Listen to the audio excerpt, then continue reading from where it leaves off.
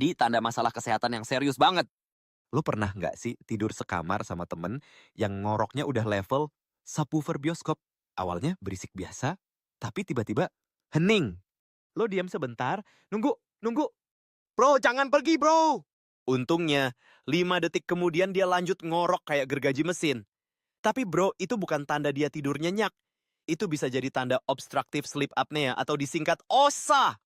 Nah, OSA ini adalah gangguan tidur di mana seseorang berhenti bernapas selama beberapa detik, berulang kali sepanjang malam. National Sleep Foundation bilang sekitar 25% pria dan 10% wanita mengalami ini dalam berbagai tingkat keparahan. Bayangin, seperempat dari cowok di dunia ini mungkin ngoroknya bukan sekadar lucu-lucuan, tapi tanda masalah serius.